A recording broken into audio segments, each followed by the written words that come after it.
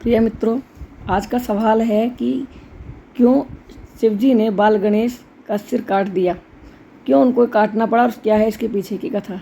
इसका जिक्र हमने अपने पिछले वीडियो में भी किया था। ब्रह्मवैवर्त पुराण के अनुसार दैत्यराज सुकेश के 2 पुत्र थे, माली और सुमाली। वे दोनों शिव जी के बहुत बड़े भक्त थे। उन्होंने शिव जी की तपस्या की और उनको प्रसन्न किया और उनसे वरदान मांग लिया कि वे हमेशा उनकी रक्षा करेंगे। अब वो पृथ्वी पर उत्पात मचाने लगे। अब उनकी नज़र इंद्र के आसन पर पड़ी और वे दोनों स्वर्ग की तरफ चल पड़ते हैं। रास्ते में उनका सामना सूर्यदेव से होता है। सूर्यदेव उनका रास्ता रोकते हैं। वे दोनों सूर्यदेव को युद्ध के लिए ललकारते हैं। सूर्यदेव और माली सुमाली में भयंकर युद्ध होता है।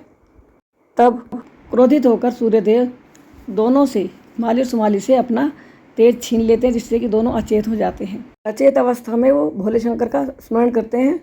भोले शंकर वहाँ आते हैं और सूर्यदेव को समझाते हैं और उनको युद्ध के लिए ललकारते हैं। दोनों में भयंकर युद्ध होता है।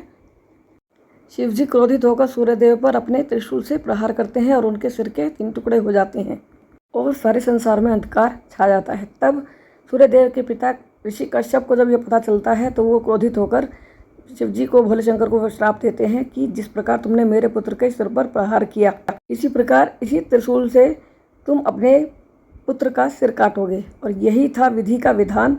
इसी कारण शिव शंकर को अपने पुत्र बाल गणेश का सिर काटना पड़ा। अगले वीडियो में हम देखेंगे कि कौन था वह हाथी जिसका सिर श्री विष्णु ने अपने चक्र से काटा और भोलेनाथ ने बाल गणेश को लगाया था। अब प्रश्न उठता है कि श्री गणेश को हाथी का सिर ही क्यों लगाया गया? कौन था ये हाथी?